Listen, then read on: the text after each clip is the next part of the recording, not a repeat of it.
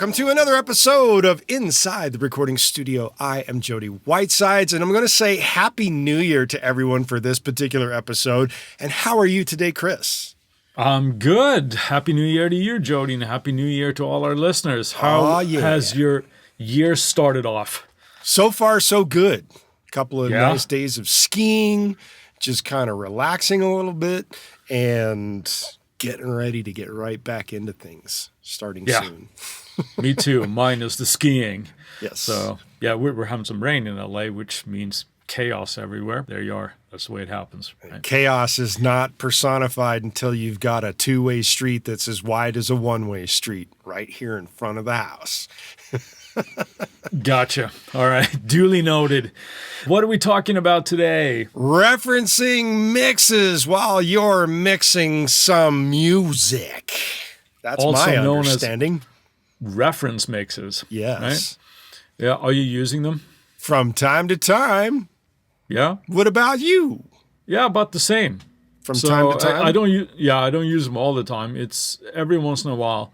It's not, like I said, it's not something I do in every mix, but sometimes it just helps me keep track of where I'm going. If I'm struggling with a mix, if I'm struggling to get somewhere and it's not coming together, that's the way I might pull something out. So would you define that as being a good idea to use them?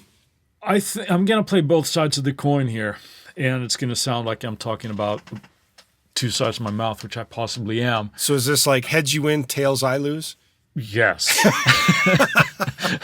I'm possibly even more confused right now. No, I do think it's a good idea to use reference mixes if it's a style that we're not comfortable mixing in. If we're trying to do something a little bit outside of our scope of what we do on the daily, perhaps. Also, I think it's a good thing if we're new to mixing, or relatively new to mixing, where it can steer us in the right direction type of a thing. Where I think it's not a necessity is I think we can easily put too much emphasis on the reference mix and sort of overthink it when we're mixing, perhaps. Do you have like a specific time frame when you stopped using them dramatically? You know what? I never really did it from the get-go. I remember something that George Leger told me one time, because I think I was asking him about this a long time ago, and he said, no, I just kind of trust my ears. Yeah. And the idea that he knew what he was listening for and had heard so much music over the years that he didn't feel the need to do that. So I guess I kind of took that to heart. That might not have been the best decision at first, but there you go. It wasn't until later that I started adopting it and kind of seeing how you can get stuff to translate a little bit better, perhaps. Gotcha. So it wasn't like a point. When we touch on some of the gear later on today, I'll mention one thing where it really became important to me to do it for that particular project. But sure. Yeah, what about you, though? You said that you use it from time to time. So when's the case when you might do it? There are two instances. One is if I'm in a new room that I am not familiar with. I will use songs that I am very familiar with to recalibrate my ears, so to speak. And then the second time is if I have an artist or a song brought to me that, as you mentioned, is maybe not something I deal with on a day-to-day basis, and I have to get a reference to what does this need to sound in the ballpark of, right? Sonically speaking. Yeah. And those are the two instances. Yeah, as we started there to mention it later, but there's kind of like two ways that I think about when we're using a reference mix and why it's a good thing. You know, the first thing would be obviously to reference a mix that we really like the sound of. Oh, yeah. That's appropriate for the track that we're working on or album that we're working on. And then another way would be to, like in my case, I was mixing an album for an artist that was recorded spread out over a few years. Oof. So it wasn't like everything was recorded at once, like all the drums weren't done at once and all this kind of stuff. So things were, let's say, a little bit all over the place sonically, right? Not too bad, but you know what I mean. And I used reference mixes for that when this artist had like, okay, I'm good with this mix. Right? So then I used that mix as a reference when I was going off of the other tracks of that album to sort of make sure that you stay in the ballpark sonically there. That's something that I found very useful, where otherwise, if you hear a song that might work in a completely different direction, but it would sound so out of place on an album like that. Right. So then you really get the idea, like, yeah, this was probably done over a 5-year span, you know? So it's kind of like throwing some spaghetti at the wall and seeing which songs will stay there. Yeah. So when do you use them? You said that you use them if it's an area that of music that you might not be comfortable with, but anything else that you kind of like, why you would reach for that, for reference banks? If there is a particular vibe from a song that is out there that I really dig, and I don't mean just like the groove or something of that nature, but the sonic juiciness, there's that term. And there's one in a list of songs that I'm going to give later in the podcast that the bass on that song, I wish I could be a fly on the wall in that studio and mixing environment for when they did it, because the way they got that bass to come out just makes me cream in my pants every time I hear it, because it is so awesome. Wow. And I'm still not able to achieve that particular sound per se, and I would love to know how they did it. But I use it sometimes as a reference for getting the bass in that ballpark. Right. That's probably a good thing you can't recreate it, because then you'd be sitting in your studio creaming your pants all the time, right? So yeah, exactly. So in that idea, similar to what you're saying, is using it to recalibrate, so to speak, getting the focus of the song where it needs to be. And sometimes it's for the whole overall mix, and sometimes it's for one instrument if I need to use it for a particular sensibility of what I'm doing. Absolutely. It's like the overall balance perhaps of instruments, but then it could also be, you know, how loud is the kick, how loud is the snare, those main parts of the track, right? Other things to think about is, as you're listening, is the panning of how they've panned the instruments in it and any particular movement they've got going on. Yeah. Those kind of things, generally speaking, require different kinds of listening when you're doing it, not just to passively listen, but to actively listen. Yeah, I agree. Other things I would listen for would be sort of use of reverbs and things, and how loud are they? Is the mix really dry? Is the vocal drenched in reverb, or is it really in your face? Those kind of things that at a casual listening we might not pick up on. But if you really sort of drill down into what the song does, and sometimes it could be revealing that, wow, that's a lot more reverb than I thought, or what have you. Yep. Those are things that I tend to listen for as well. When it comes to choosing reference tracks, what do you think is the primary thing?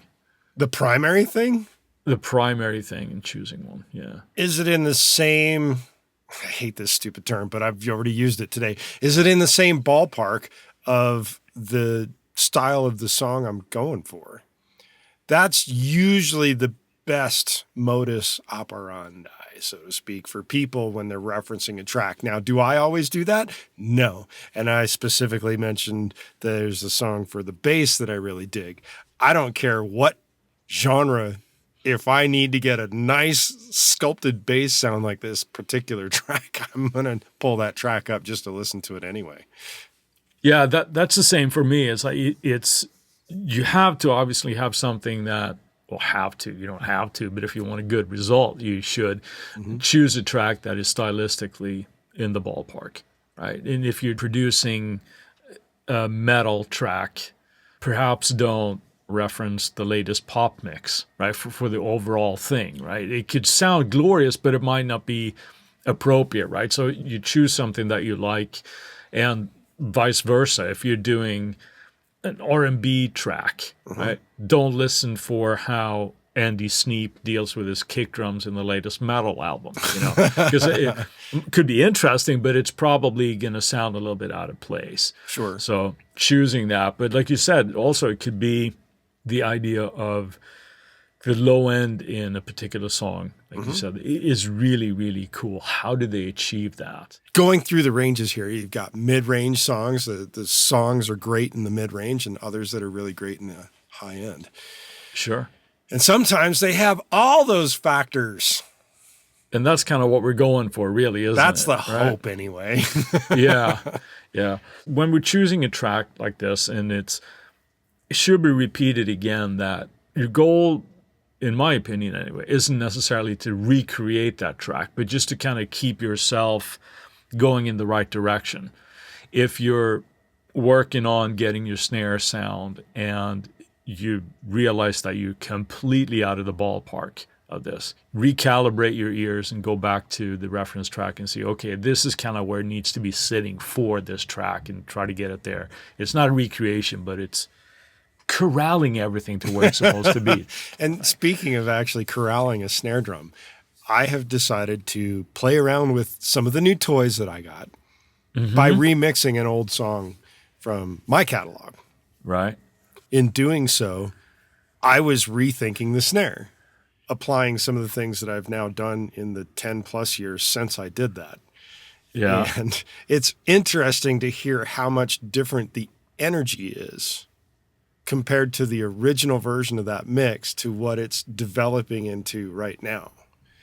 Yeah. And I'm kind of taking people through the process on social media with Instagram and TikTok with it, but I'm not delving into the super nerdy with it. I'm just showing stages of the mix.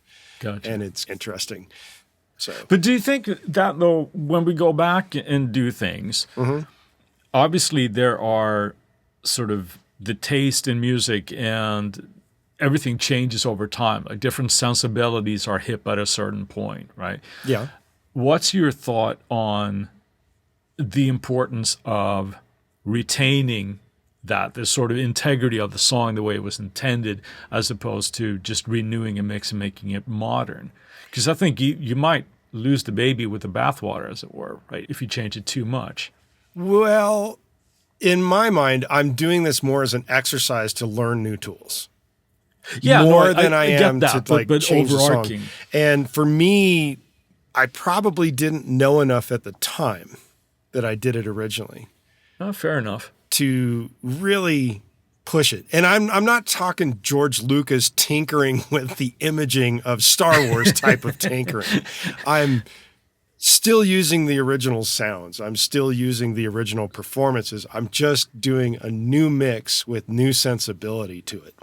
And already, just even with the drums, as you mentioned, the drums, there's a different life to the quality of the groove with the way I've arranged it and pushed it now. That was always there. Right. I just didn't highlight it appropriately when it was originally done. And it has a lot to do also with the sensibility of what was I thinking at that time. I didn't make notes. My sensibility now is I'm trying to serve the song better. And that's probably what my sensibility was then, but my sensibility of what served the song was different then than it is now. Eventually I may get done with it and either hate it or I might love it and I might re-release it as a single. The idea is that just the snare alone is changed in its quality already. Yeah. And that's just from some EQ tweaks, using a different concept to the mix, because back then it was the dry signal not going through much of anything except for maybe a little bit of compression. And this time around, there's no compression on it, but there's EQ. And it's also going through an API console emulation from Luna. So there's some mojo going on from new tools. And I'm learning those tools by taking something that I already know quite well, so to speak. Yeah. And I'm creating my own reference to myself in a sense. And that's narcissistic in a way. But that's not the point of doing it. The point of doing it is to learn the tools. And what better way to learn your tools than to rehash something you've already done? I don't mean to do it for my entire back catalog in terms of, or pulling out other artists, other material, because then that's not fair to them. For me, on my end, I'm pulling it out to learn my own tools. And there are new tools, and I'm learning those minute differences compared to the tools that I already know. And I'm just expanding my knowledge base in doing it. I'm doing it in a way that I hope improves what I've already done. Yeah. Oh, that's a good way of doing it. I mean, learning new stuff. like you said, pulling out some of your own things and see, okay, well, let's get our hands dirty and see what we can do with this now. And I've done that in the past as well, this is a little bit off topic, but it can be really revealing when you open up a new session, or an old session, I'm sorry, of a track that you did X amount of years ago. And almost all the time you get like, oh my God, what was I thinking? Exactly. I could do this so much better now, right? And with thinking about what was I thinking, let's take a word from our sponsors. And we're back. I have a question for you, Chris, because I kind of cut you off there. But that's okay. Do you use reference tracks? And if so, we actually kind of already know the answer to that one, but what are the particular ones that you tend to gravitate towards most? Well, I have a list that I've made for myself of different tracks if I'm working in a certain style, or mixes that I think sound really, really good. So I do have a lot more on my list than, just out of courtesy to you, I'm not going to mention all of them. Come on. But let's say... Enlighten the listeners. Well, I will, but I'm How not long is it? Is it more than 20? It's about 20. Yeah. Oh, that's a lot. Maybe let's cut it to 10. No, I'll do a few. I'll do, like, let's say I'm doing a metal track, which is for sake of argument. I will pull out something that Andy Sneap did. Okay. And the one that I have on my track is Arch Enemy's Nemesis. Ooh. Wow, it's an Andy Sneap track. So what do you want? It's going to sound great, right? If I'm doing something that's not as heavy, but it's still a rock track, I might go from something by Muse, or like a Chris Lord-Alge, like a Green Day track or something, that especially like the period of 21st Century Breakdown or something, or American Idiot. They're just great sounding records. Right. If I'm doing something more on the pop side, which I have a project that I'm involved with that we do a little bit more on the pop side stuff, I'll probably pull out some U2 things. And it could either be something like Where the Streets Have No Name, or even more experimental, like even better than The Real Thing from Achtung Babies, something like that. Gotcha. But, anything with Mutt Lange is going to work great as well. Like anything, like Def Leppard, or even like some of the Shania Twain stuff. Sure. And then I have other things that I do for more experimental things, but I think that's probably enough. So, gotcha. What about you? What are some of the tracks that you pull up? You've been teasing one here with the low end. The low end one. There's a couple, actually, when I think about it. But let's start off with the fact that if I'm trying to get used to a room, the first thing I'm going to throw on is either anything by Jellyfish or Peter Gabriel's Red Rain. Yes. The combination of anything Jellyfish and the song Red Rain from Peter Gabriel just covers the gamut right there. And Red Rain is such a beautiful song, but it's a great recalibration of the ears song for me in a listening environment. Not to mention now frequency spectrum. And on top of that, that also has a really great low end, by the way. Yeah. Tony Franklin with his bass on that is pretty ridiculous. However, going back to the concept of what you just asked, what is this song that is got this amazing bass? And it is a song called Tulips, by an artist, I think he goes by a single name, just Christopher, but maybe there's a last name and I don't remember what it is. But it's Tulips, and it's not like the word two and lips, it's tulips like the flower. And that particular song in it has this just rich, amazing bass line and bass sound in it. And it is like, wow, that is the penultimate to me of really awesome bass. I believe it's a synthesizer playing it. It also sounds like it's layered with some live bass, so it's hard to know. And that's why I'm not familiar with the track. You're going to have to listen to it, because when you hear it and you've got a good sounding room of bass, that song just knocks your socks off. It is so nice. Going down my list, though, of just referencing various things, Colors by Halsey is another really good song for referencing on a sonic spectrum. Love Yourself by Justin Bieber. Yeah. That's a great sounding song. New Rules by Dua Lipa is another recent song that has just great sonic character to it. There's another one in the pop realm that I will go with called Sit Still, Look Pretty by Daya. I don't know how to pronounce that name. If I'm thinking a little bit more Britpop, I'm going to go with Speakerphone by Rixton. Okay. And if I'm thinking almost R&B-ish on the pop side, I'm looking at Want You to Want Me by Jason Derulo, not the I Want You to Want Me from Cheap Trick, although that's a great song too. So, right. But Jason Derulo has a song called Want You to Want Me, and that's a really just, that also has a great low end as well. But the vocals on that one in particular, if you want a vocal lesson on mixing vocals, Want You to Want Me by Jason Derulo is like really insane.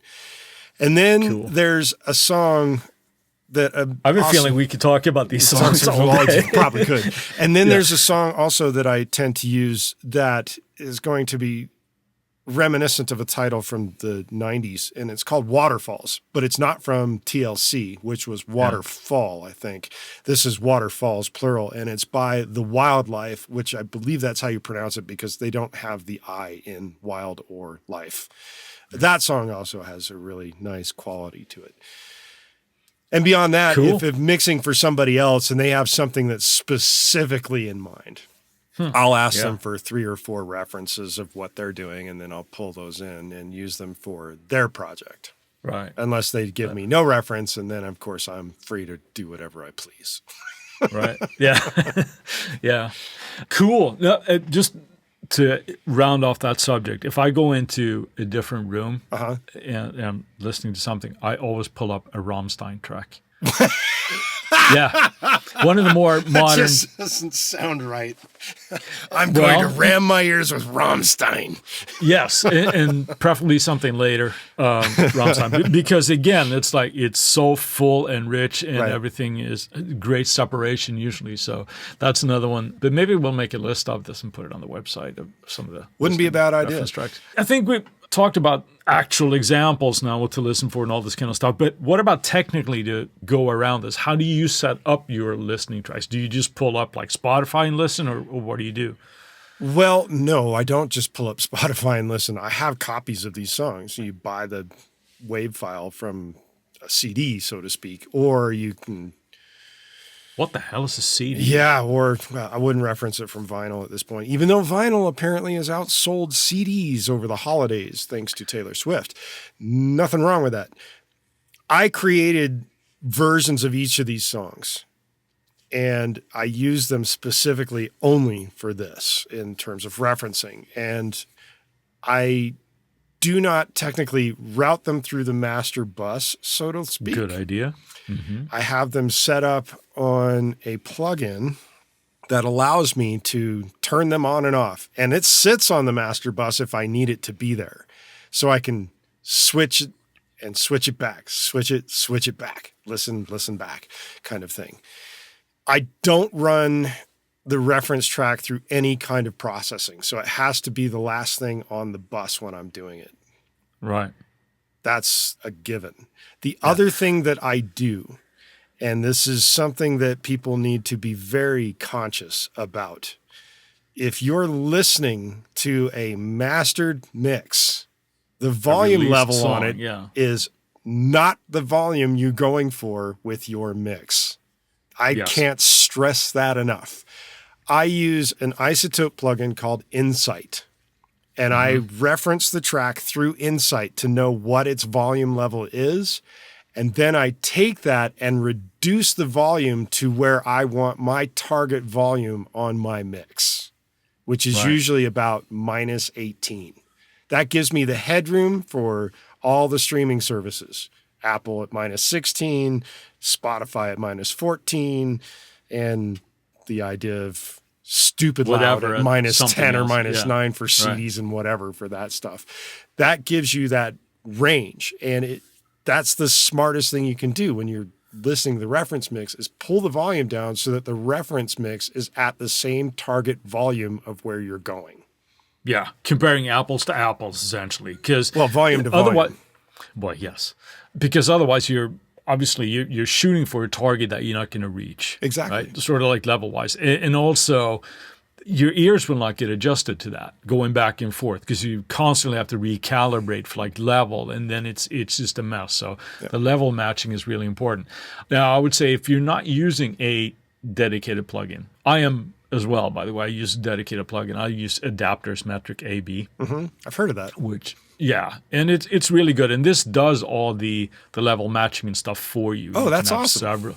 Yeah, that makes that process a little bit easier. But even if you're not doing that and you're of the habit of perhaps pulling a track into your session as a reference, obviously I would recommend not running that through your master bus if you have processing on your master bus, because then you're overcooking this reference track as well. Well, you're changing the concept of what the reference track is. Exactly. So that's something to keep in mind. You mentioned you're using Adapter AB by Metric, I guess. I'm using Ozone. So if you have, and I don't know if it comes in every version of Ozone, so don't take this as gospel. I have the full-blown version of Ozone. And in there on the lower right-hand side is a little button called Reference. And if you push that button, it changes Ozone's output and its interface to where you can add all the reference tracks you want. And then when you push that button, it immediately switches over to the reference track you have highlighted in Ozone and turns off whatever's coming through Ozone to the output bus, which is why if I'm using it, it's on my output bus and I'm only using Ozone. Right? Yeah. Because it's going through there. I'm not processing anything through Ozone. I'm just using it for the go through of the reference tracks and the mix. I don't tend to use things on my master bus, but we've discussed that in a previous episode. Yeah. And I do, and as a lot of people do. But it's important to keep in mind that you're bypassing that or routing your track to perhaps like a listening bus that goes through a different output if you can route your monitoring to that. But that's something to keep in mind because that will alter your reference dramatically if you have any kind of processing going on there. You got any final thoughts on this stuff? I do. We've kind of touched on a few of them anyway, but again, when you're using an official release as your reference track, you're listening to a mastered track.